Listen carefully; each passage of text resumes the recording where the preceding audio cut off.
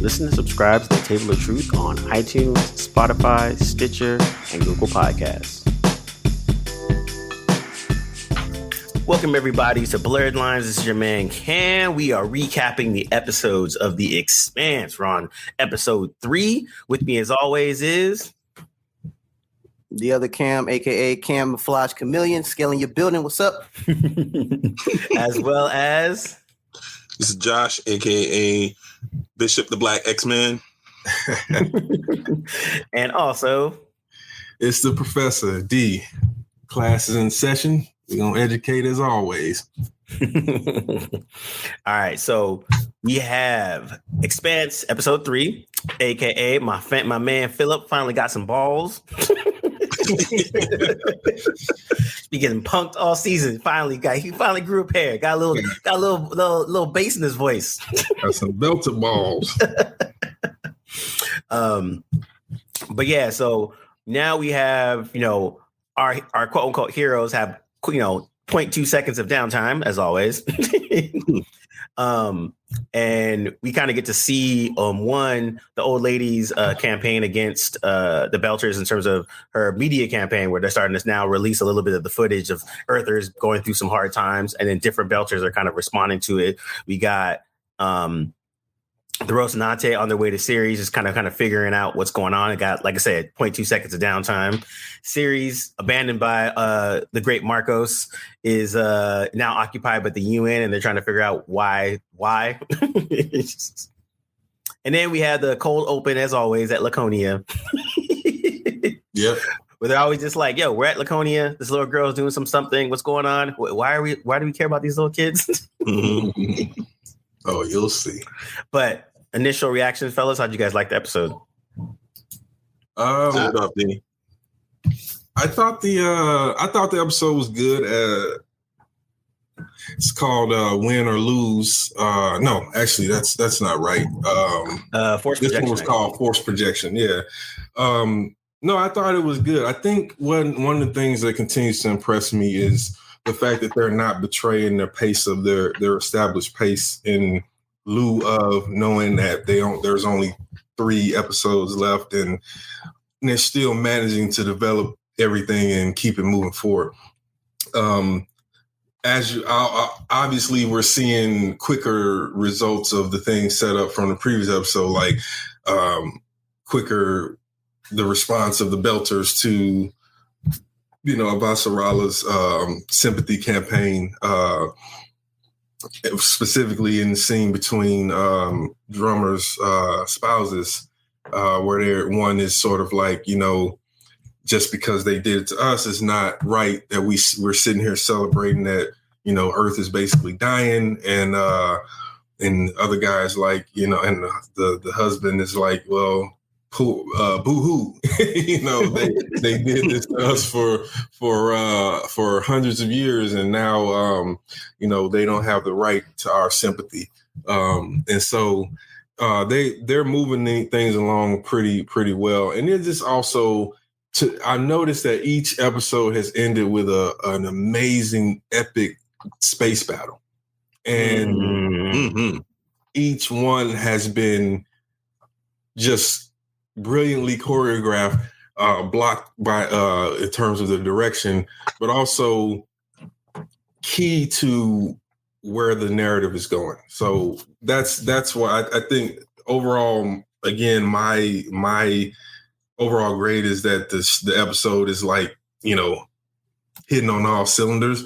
But what do you guys think? Because I know that I see it one way, and it can be totally different for everybody else. Cam, what you thinking? Oh, well, sorry. Go ahead, Josh. I think it definitely kicked into gear, like after sort of using the premiere episode as a bridge. Mm-hmm. I feel like it definitely has kicked into not high gear, but damn close. Yeah. Just all and it's the classic Expanse formula of answering questions by providing more questions. Mm-hmm. Yeah. It floats into that unresolved narration really well, which is kind of, I guess, how the beats of history really work.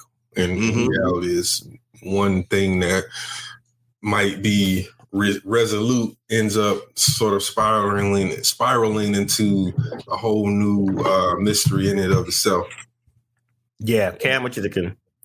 The title was Force Projection. That was the title of it, right? Yeah. Mm-hmm. It should have been called Chess, not Checkers. Mm-hmm. Because there was 3 instances where we didn't see the bigger picture. General Avasala Chrissy putting out that report. Yeah. And also trying to get the propaganda off. Mm-hmm. Marco Inaros playing the bigger game. However, it may or may not work because his son is looking at the short end of it and what the surface level ramifications of abandoning a series is. But Marco's is looking at it like this, and General Avasala sees it. She's playing the board like a bigger piece of the puzzle, and the fact that oh my God, what's his name? Give me a second. Holden disarmed that bomb. Yeah. At the end, knowing he wanted Marcos dead, but I'm assuming he saw what Naomi saw was her son. Yeah. And I don't know if that played a part in him disarming it, or was he thinking we need him alive instead of made him a martyr to disarm that bomb, or it could have been a little bit of both. Yeah. So I think Naomi was the one who disarmed the bomb. No, it was Holden, because you can see. Okay. Holden authorized. Naomi was actually resolved to let Philip die in that moment. She was. It looked like there was a scurry of her like pressing a bunch of buttons on her wristband, and that was what sent the bomb disarmed. What you're talking about is when she switches the screen so that she can see what Holden was seeing. Yeah. At first it was Okay. My fault. He sent the tight beam to Marco himself. Yeah. Just real quick, I think shared. Instagram does this good thing where they do the book comparison to what the scene is.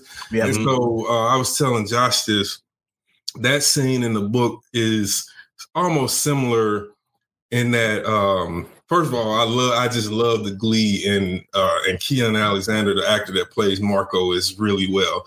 He's great on Instagram. If y'all not following him, you should absolutely follow him. He is amazing. He had that moment where when they see that there's that one drive signature out there, and then he sees what it is, and he's like, the Rocinante. I was like, that is such a great villain moment because it was such a great moment because him being the main antagonist and Holden obviously being the main protagonist, those two have that familiarity or that common bond of Naomi. And Marco has, up until that point, kind of played it off like, oh, whatever, I'm Marco Inaros, he's Earther, Inner, Holden, I don't care about him. His ship doesn't mean anything to him.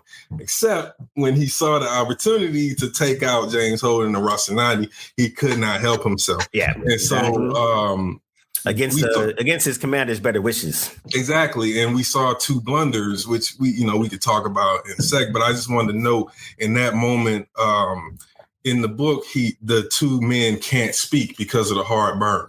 So they're just staring at each other. And then Marco moves to the side and Holden sees Philip. And I think you bring up his second in command. His second in command is constantly telling him, like, bro, that's not a good idea. Yeah. He's just not listening to her at all. Yeah.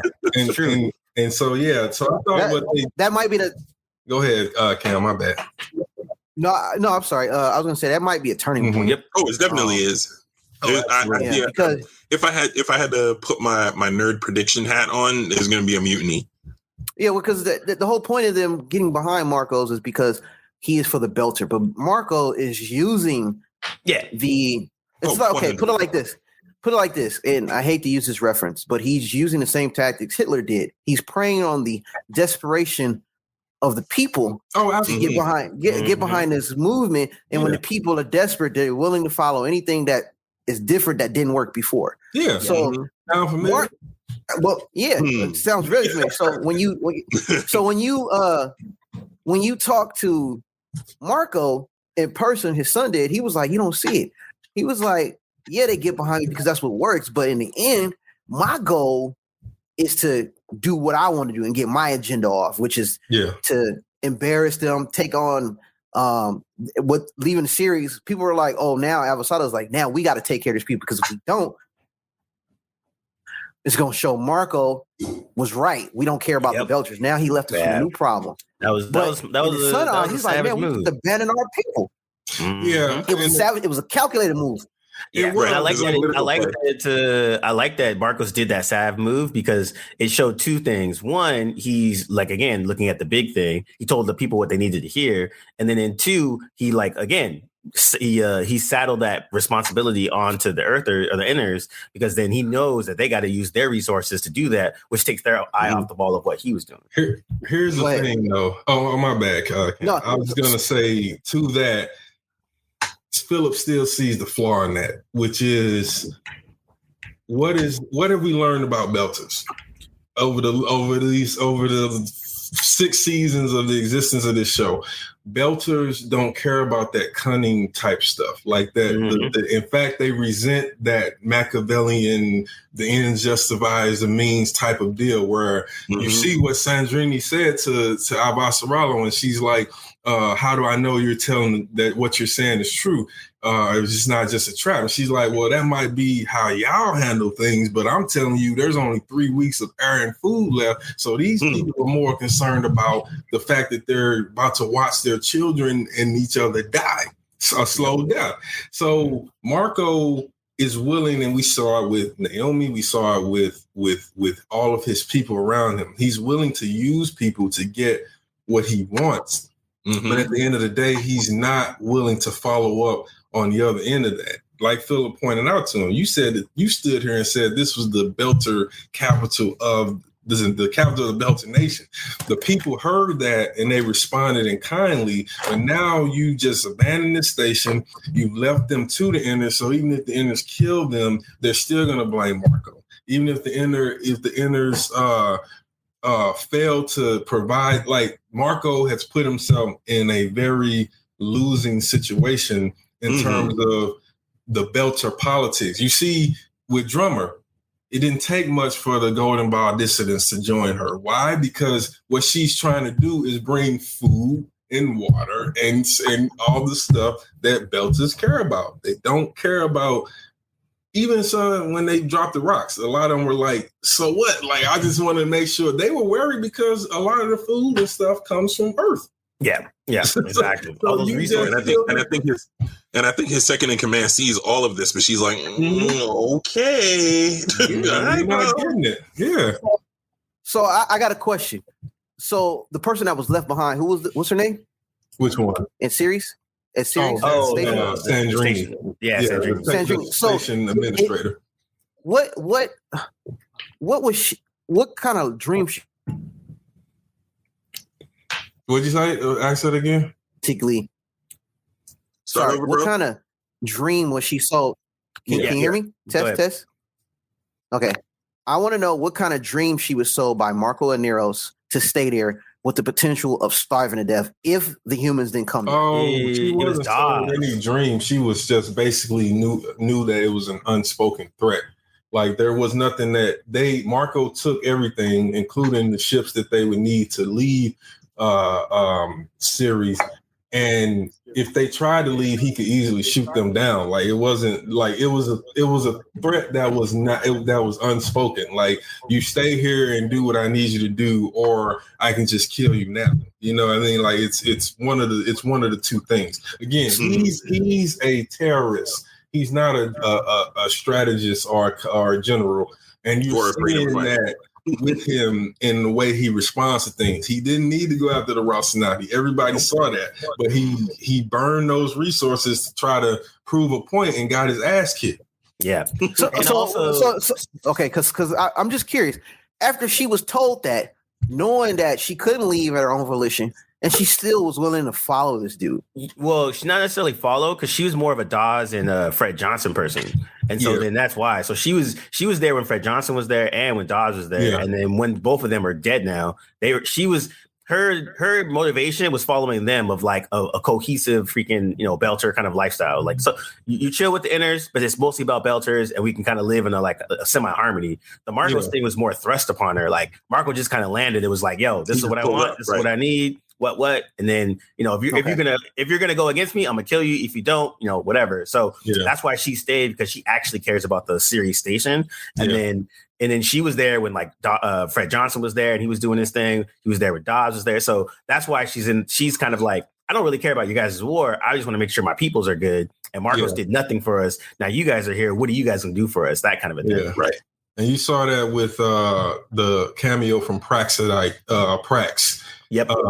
In which he's talked about on Ganymede, how the scientists and the people, the Belters there, are like, look, we don't care who's the top honcho in galactic politics. All we care about is that whoever that is continues to provide the resources needed for these hydroponic for this stuff, and it's important work that we're doing. So we don't care who's the ruler of the stars. Like we don't care about that. Yeah. Just don't get in our way. And so Sandrini was that same person. That's why when we first meet her meeting with Marco is literally about trying to shore up resources for Ceres to make sure that they have enough, because she understands they're in a wartime posture. At any time things could change, as it did. And the inner, as soon as they could, they brought their fleet to Ceres. And so she knew that even if Marco had stayed there and engaged them, chances are he was going to get his ass kicked, because they were bringing the heavies. Like, and then also too with you know, playing that out is like, you know, the inners forces came through, started giving out, you know, food and like blah blah blah, yada yada yada, and then you saw that with the sabotage when you saw that the water got blown up, you saw that the hole got blown up, and again, this terrorist tactics where it's just like, cool, you guys are safe, you got a problem, boom, we're gonna fuck with you guys even more. Yeah. And so Marcos is a very hit and run person. Go in, hit and run. So I think that explanation of Marcos of more of a terrorist, less of a dictator is actually super on point, because then like all his moves are very terrorist moves and not any like big Machiavellian, like I'm trying to puppet master this shit. This is literally ego and full on and just like you said, smash and grab. Yeah. And how can I, in that small gain window, reassure people of my power, because that's what it's been about.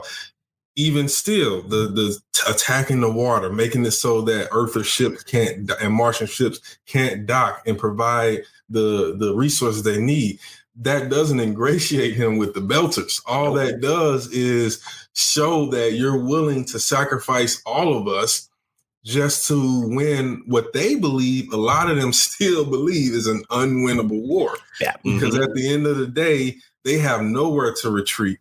The Earth-Mars coalition can pull their ships back to a planet and go down a gravity well. They're stuck in the void of space. And if they don't have that, those things that they need, air, food, and water, they'll die eventually anyway.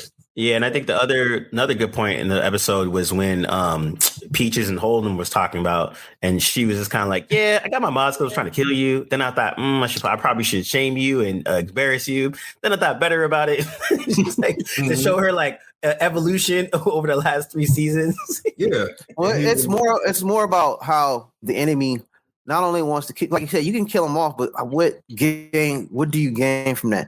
You want them to suffer and be miserable and embarrass them, because it's that much more greater, and you feel it, especially if you feel you want to get your revenge. So Marcos is trying to get revenge and put this agenda instead of doing a quick fix and making it more simple or doing a smart thing.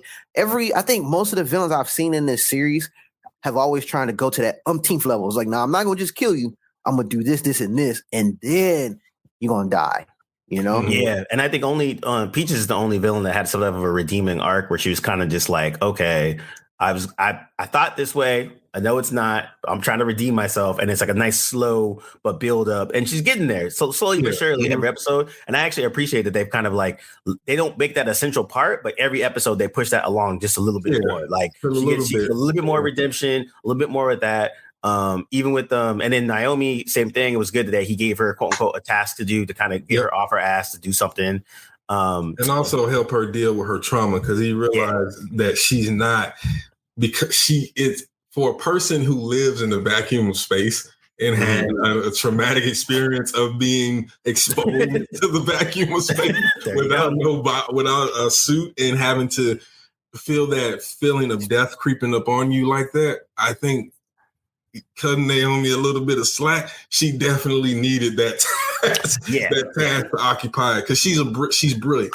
Like as you can see, she is brilliant. Probably the smartest character in terms of just wild intellect, science and engineering, math and all that stuff, strategy.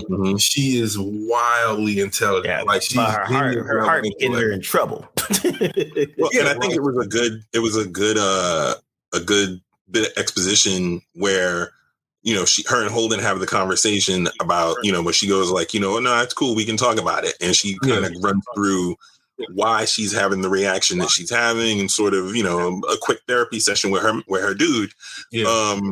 I thought that was a really good scene, and they're not stretching it out in a way that feels like, okay, why is she still, you don't feel like it's just wasted screen time. It's absolutely necessary because it was that traumatic. Yeah. I mean, if you look at it, she spent half the season just trying to get out of that ship. Basically. Yeah, basically. Yeah, first part was her escaping and then trying to get out of that ship, where it was like literally at the back of her mind, she's thinking like, okay, most likely I'm gonna die, but I can keep trying. And it was a good evolution of their relationship too, from like beginning of the season all the way to now, where they can actually have a conversation about something that's serious, and then him giving her the space to allow her to talk about it when she wants to, as opposed to bringing it up or having a conflict over it or something like that. The other, the last interaction I was going to say was between our favorites, Bobby and Amos. Oh God! Every time they talk is freaking the best thing ever. Purely just because it's so advantageous, but at the same time, it's fun. It's like I was saying this to Josh. She treats him, and it's the same in the book. She treats him like that idiot kid brother who she has to look after, but at the same time she knows how useful he is to be around. And so that, like, just her side comments when she's like, you just hurt yourself, Pee-wee, when he was like, and I get one of those suits, and she's like, oh, you only hurt yourself, Pee-wee. And Frankie Adams has such a great delivery of those moments where she doesn't, it just, you believe there's a believability, a badass believability about her. Like, you don't, 100%. You look at her and you're like, man, I do think that chick could kick like 5 dudes' ass if you wanted to. Like I could see her as a Marine, as a person. And I think it's great that she's like the Wolverine of the group. Yeah, basically, that's a good way. Into the fight, it's a whole other thing. Yeah, that's why I enjoy the moment where she comes up. She's like, "Yo, give me command of the weapon." And she's like, do your flip thing again. And he's like, I missed it. Like, do it again and just listen to me. And that was, I always enjoyed that. And I thought that was great in the book. So to see it on screen was amazing, because that railgun is such a complicated, the physics of the railgun is so complicated. So Holden, and that was mostly the Rocinante, because obviously Holden isn't a skilled pilot. So the flip and then the fire and then go back to like the hard burn, like just the fact that he was able to hit one of the ships was just amazing. Like that was just great. Like, and so much different than I think we've seen from space ever. The laws of physics, we're seeing the laws of physics play out in the interactions and how they're shooting this thing and how the blocking or the CGI or whatever is playing out. Like it was just, like, even when hang on, they had the flip and everybody's like gets pinned down to wherever they are. And Amos is like, yo, warn us next time you do that shit. And Odin is like, man, I don't know when I'm gonna do that again. It's advantageous. But yeah. I like that. That's the one thing about, I think, like you said, the physics. And I mean, a lot of the scientists that are into the show said the same thing, where it's like it's not just like, in Star Trek or Star Wars, and how space is just kind of there, where like space is just as much of an enemy as everywhere else. So that's why I think that I like that they do that. And even when Marcos' ship gets hit and then all their systems go down and then they're pissed because he's like, man, I know we can go back after them, but we have to reboot. We have to do there's a process for everything. So they're just like, you know what? Let's cut this out. Now to wrap our favorite moment with our man Philip. He was over here being a bitch for the last 2 episodes. Finally sacked up, and he was just like, "Yo, Pops, what you doing?" Like, you fucked up. Like, that was your blunder. And again, that was a very indicative. That moment, that scene is Marco. Like, that is who his character is. That is what he is. Everything was great. Now, notice. He didn't take command of the gun. He gave it to Philip from the beginning. Why? Because if it didn't go, he knew who he was dealing with. Yep. Like they know the reputation of the Rocinante, which is why all the rest of them are like, yeah, we got bigger warships. There's 3 of us. We can probably take them. But that's the Rocinante. Let's not forget that ship has done like things that some bigger ships can only describe as a miracle. So that was. We do. I was gonna say we also forget that's a Martian ship. It's a Martian fleet, exactly. Right? For that type of fight, for it to be like whoop, boom, boom, boom, boom, and like you have a trouble. The gun, the PDCs, like it's designed just for how they fought the Pella. Now the Pella is also a Martian ship, and the 2 ships he had with him are also Martian. I think the Pella is whatever is either Donager class, which is like the top Martian, one, right? Or it's whatever's underneath. Like the top, for UN, the Capital class is like the top ship, and then for Mars, it's the Donager class. So yeah, that all those details are great. Like even the Rocinante is like no, like even they could have pursued Marco and possibly ended it right there, but they're like, no, because now we have to go and refuel and get more PDC cannons, all that stuff, and torpedoes and stuff, because they still are the bigger gun. So if they decide to turn and fight, then we're probably just gonna cancel each other out. So basically. All of those things sort of play that huge role in how the narration moves on and moves from point A to point B. And it's appreciated. So now I was gonna say, now to wrap it up, we're at halfway point. There's only 3 episodes left. How do we feel about landing the plane? I started to see the rumblings of other people where they're kind of like half nervous, half like, I don't know. Like, we're purely enjoying it. I'm like starting to read a little bit more other reviews where people are kind of just on this like 50-50 kind of thing. I personally like it because I like that they're not treating it like a final season. They're treating it like another part of the story. And they're just going with, like Josh said, the same pacing, not trying to portray that, and like keeping it moving. But do you guys feel at the halfway point that we're at a good position to see that, like, where the end's coming to? Absolutely. I have full faith. They have not veered off course not once the entire series. I'm fine. Whatever they do is fine. Cam, that's all I got. That's all I need. I'm coming in with no expectation. I'm just kind of riding the wave because, again, I haven't read the book, so I don't know what to expect. Previous histories with shows, I would say it's pretty tough to like kind of cap it off if they're trying to do that in 3 more episodes with such a shortened season. But I still like the slow burn. There's questions to be answered, but I'm like not concerned with it. I'm just kind of just enjoying what I'm watching, if that makes any sense. Yeah. I do want to know how that always the intro of each season or each episode of this season ties in, because I'm curious to see where they're going with this little dragon thing. I know D'Angelo might have some insight to that. But I'm gonna wait until the end of this, and then we can discuss that further. Because I know at the end it's gonna tie in somewhere, and we're gonna be like, okay, this is a big makes sense reveal. So that's the only thing I'm curious on. As far as the character development and growth, I'm enjoying it so far. I like how the dynamic has changed from season 1 to now.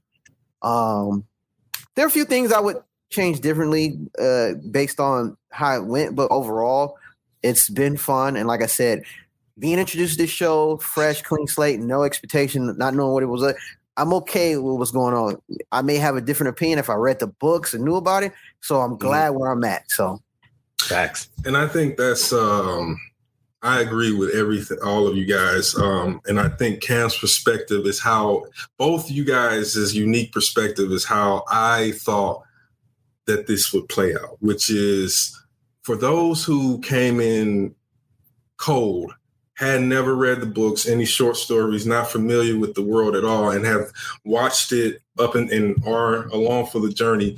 I don't think there's at any point, unless there is just a complete breakdown in narration, that I don't think there's a place where you would be disappointed with wherever they leave off. Because I think that they are doing the job of wrapping the final points of the first, what would that be, 6 books? Yeah, the first 6 books. What I feel and from what I've seen is that they're not marching towards an end as much as a pause. And I think when you do that, if you don't rush things, it will always come to a nice place to say, okay, this is where we're ending because that particular era, that particular story in this universe is done.